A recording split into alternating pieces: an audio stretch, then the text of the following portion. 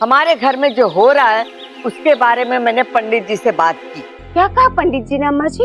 उनका कहना है हमारे घर में सर्प दोष है। दादी जी, पंडित जी ने कोई उपाय बताया? उपाय मैं अपने साथ लेकर आई हूँ। अंदर आ जाओ। झूम झूम के झूम लूं, घूम घूम के घूम लूं, नाग जगत के सारे राज मैं अपनी बीन से ढूंढ लूं।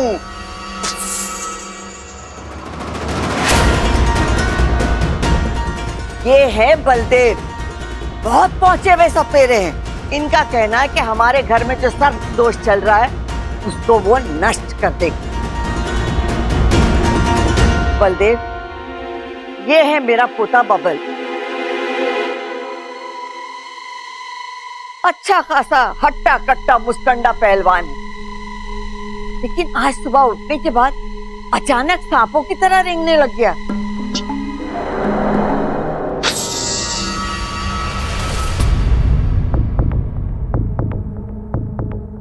ये ना घूमी थी, कहीं से पता तो नहीं चल गया कि बबल जी? भोलेनाथ का बंदा हूं मैं, दिखती नहीं है पर तीसरी आंख है माथे पर। मुझसे बचना मुश्किल ही नहीं, नामुमकिन है। कौशल्या देवी, मेरी नजर कहती है कि घर में सर्प दोष है। उसको मिटाने के लिए पूजा करनी होगी। आपको जो करना है करिए, बस मेरे बबल को ठीक कर दीजिए। पूजा की शुरुआत बीन से होगी।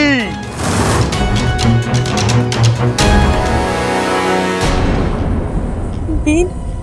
नहीं नहीं नहीं, इनकी आवाज सुनकर तो बबल जी नाक बन जाएंगे। क्या करूं, कैसे रोकूं सपेरे को? तो करना होगा इच्छा बनना।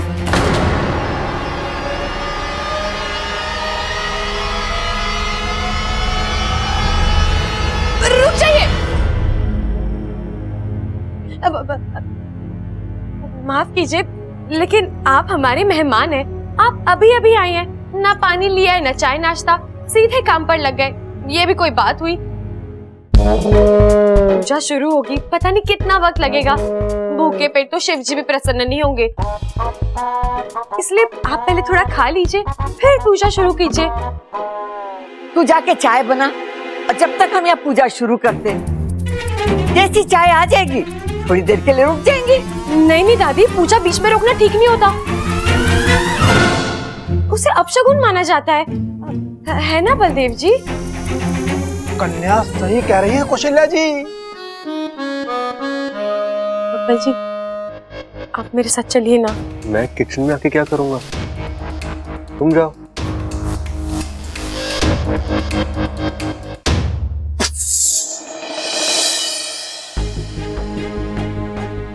एक मुसीबत टलती नहीं कि दूसरी आ धमकती है।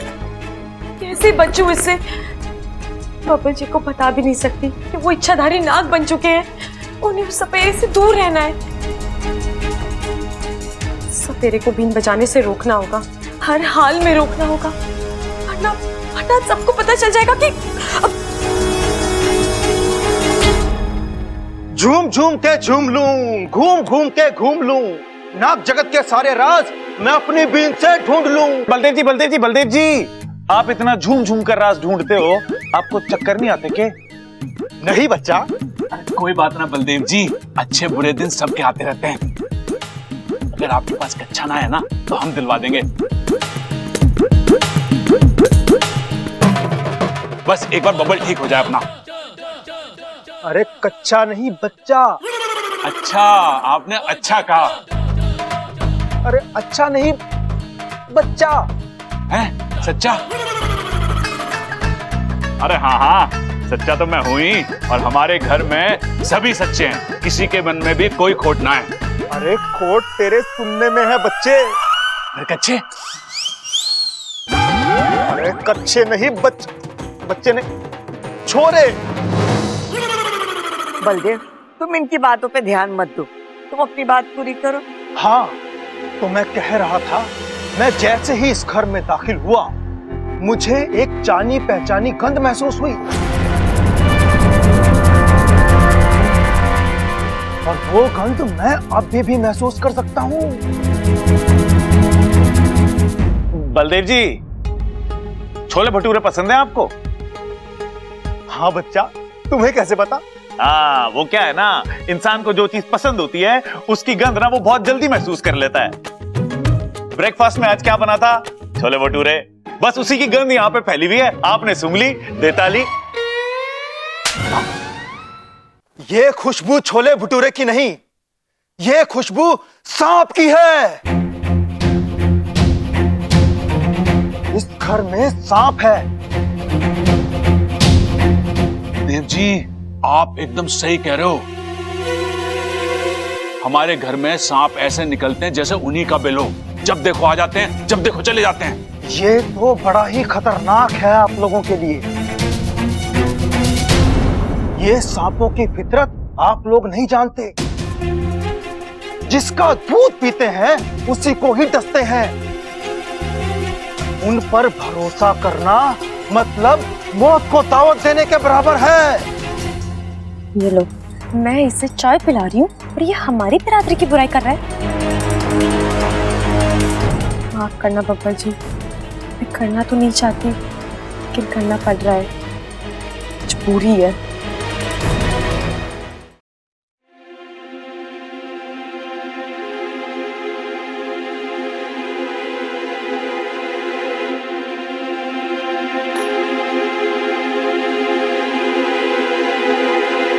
अरे इच्छा, संभाल कर क्या कर रही हो? सॉरी सॉरी बब्बर जी, वो गलती से। आप जल्दी से शर्ट बदल दीजिए, मैं इसे धो देती हूँ, वरना चाय का दाग रह जाएगा। चलिए जल्दी आना। बलदेव, तुम पहले अपनी चाय पूरी करो और फिर पूजा शुरू करो। अच्छा, तुम भी ना वाकई में अजीब हो। हूँ क्या हूँ? जरा बताओगी तुम्हें बीच बीच में क्या हो जाता है? पूरा वक्त तुम ठीक होती हो, फिर अचानक छोड़िए ना बब्बर जी, ऐसी गलतियां तो हर किसी से होती है। नहीं नहीं नहीं नहीं, ऐसी गलतियां हर किसी से नहीं होती है। गलतियों के मामले में तुम अनोखी हो, बल्कि तुम्हारी गलतियां तो। बब्बर जी, इंसानों में कहावत है ना, जो होता है अच्छे के लिए होता है। ये लो, एक और गलती। तुम्हें क्या कहती रहती हो? इंसानों में ऐसा होता है, वैसा होता है, मतलब क्या तुम्हारा? तुम इंसान नहीं हो। बब्बर जी, आप भी ना कहावत पर ध्यान दीजिए, बाकी बातें छोड़ दीजिए। अच्छा, तो फिर ये बताओ, चाय गिराने से ऐसा क्या अच्छा हुआ जो? बब्बर जी, मुझे एक मौका मिल गया आपको मेरा एक मनपसंद गाना सुनाने का। अच्छा, कौन सा गाना? सुनाओ ना। ऐसे नहीं बब्बर जी, एक मिनट। मैंने आपके लिए बहुत अच्छा गाना पसंद करके रखा है, लीजिए आप इसे पहन लीजिए।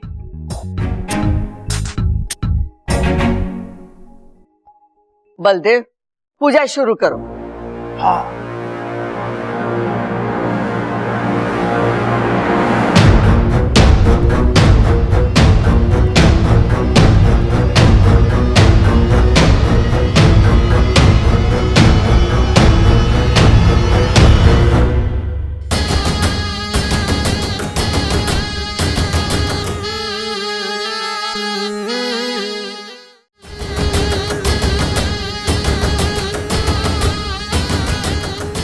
इनकी आवाज सुनकर कुछ अलग सा लग रहा है। नाचने का मन तो कर रहा है, लेकिन बस इंसानों की तरह पैर थिरक रहे हैं। हमेशा की तरह जमीन पर लेटकर अंगड़ाइयां लेने का मन नहीं कर रहा।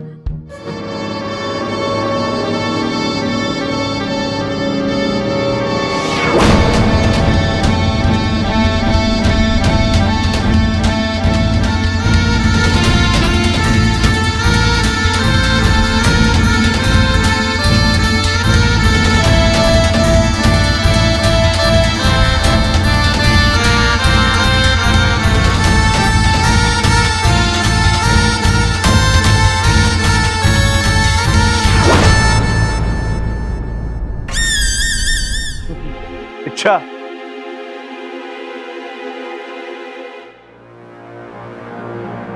लगता है पूजा का पहला पड़ाव खत्म हो गया है। बलदेव जी, पानी तो ना चाहिए?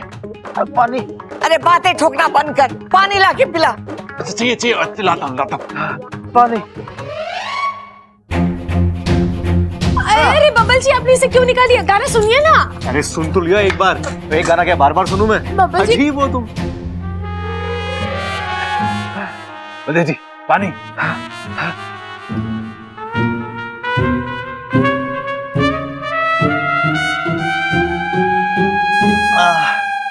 बलदेव, अब कैसी है तबीयत? अच्छा लग रहा है। तो चलो फिर से पूजा शुरू करो। एक मिनट दादी रुको।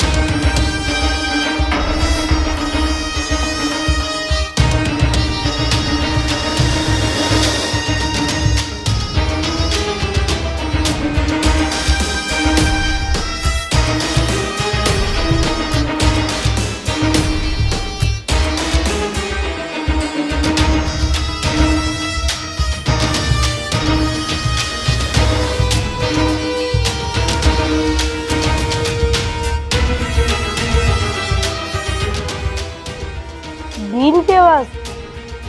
हमारे घर में बीन कौन बजा रहा है?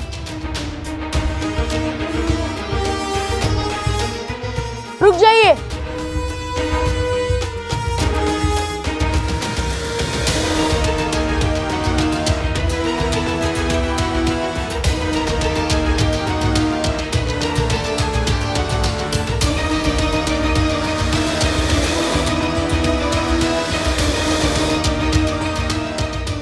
क्या कर रहा है छोरा? तमीज वमीज बुधवार के बाजार में बेचा है के? घर में क्या चल रहा है उसे पहले देख, समझ और फिर बोल।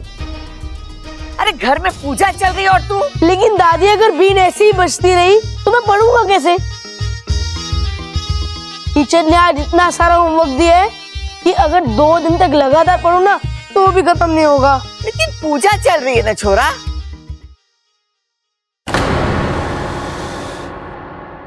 कौशल्या जी, बच्चे को अगर पढ़ना है तो पढ़ने दीजिए।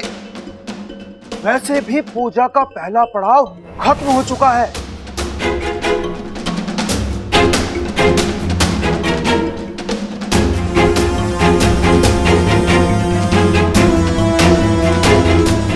अब पूजा का दूसरा पड़ाव शुरू करेंगे।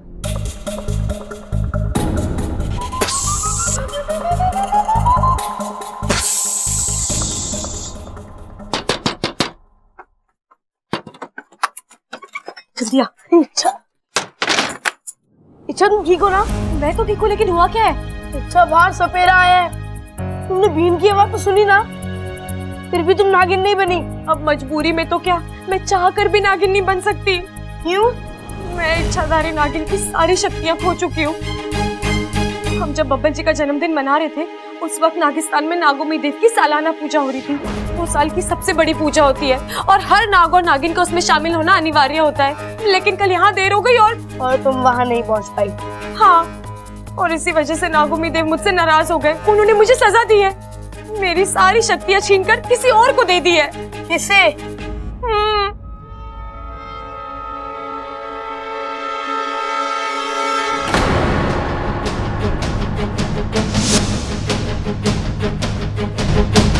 ओम सदा नागाय तनोशेषा प्रचोदयात्। ओम सदा नागाय तनोशेषा प्रचोदयात्। ओम सदा नागाय तनोशेषा प्रचोदयात्। ओम सदा नागाय तनोशेषा प्रचोदयात्। ओम सदा नागाय तनोशेषा प्रचोदयात्। चलो, पूजा का दूसरा पड़ाव भी खत्म हुआ। मैंने मंत्र उच्चारण करके पूरे घर को सुरक्षित कर दिया है। अब मैं आपके हाथ पर यह सुरक्षा कवच बांध देता हूं। जो आपकी रक्षा सांपों और सर्पदोष से करेगा।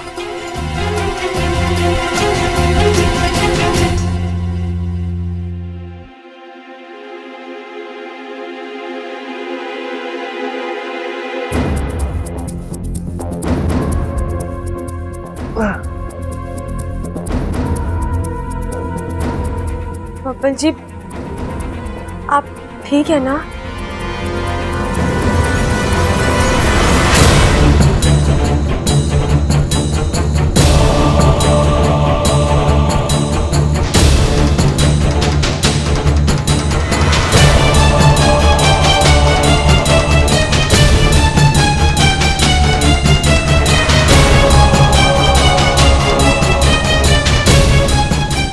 अच्छा, मुझे फिर से कुछ अजीब सा महसूस हो रहा है। बब्बल जी, क्यों ना हम शिव जी के मंदिर जाएं, उनके दर्शन कर लेते हैं, आपको अच्छा लगेगा। लेकिन घर में भी तो पूजा है, उसका क्या? हाँ, वो तो चलती रहेगी। हम शिव जी का आशीर्वाद ले लेंगे, उनसे प्रार्थना करेंगे कि यहाँ की पूजा बिना किसी रुकावट के संपन्न हो जाए।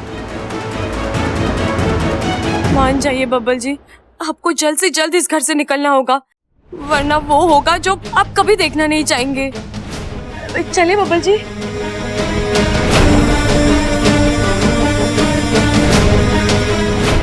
सपेरा जी, मेरे भी हाथ में बांध दीजिए।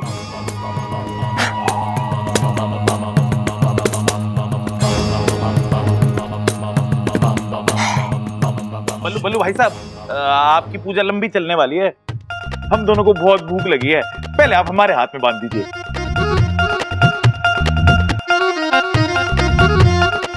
बस मैं कर लूंगा।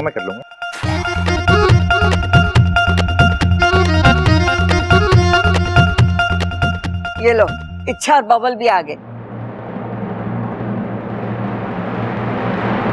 इनके हाथ पे भी रक्षा कवच बांध दीजिए।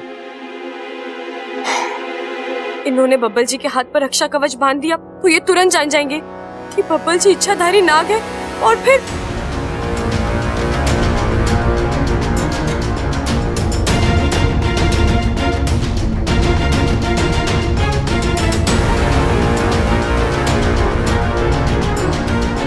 अरे सपेरा जी, मेरा धागा खुल गया, वापस बांध दीजिए प्लीज।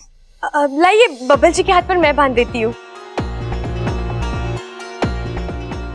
दादी, मैं और बब्बल जी शिव जी के मंदिर जा रहे हैं उनका आशीर्वाद लेने। चली जाना, लेकिन पहले पूजा तो खत्म होने दे। अब नहीं दादी, आप समझी नहीं। अब मेरा मतलब है, मैंने कहीं पढ़ा था कि अगर किसी के घर में सर्पदोष होता है तो सबसे पहले शिव जी की पूजा की जाती है, फिर सर्पदोष की पूजा होती है। मतलब शिव जी सर्पों के भगवान है, सर्प उनके गले में विराजमान है। हमें उनका आशीर्वाद हो तो सर्पदोष का निवारण जल्दी हो जाएगा।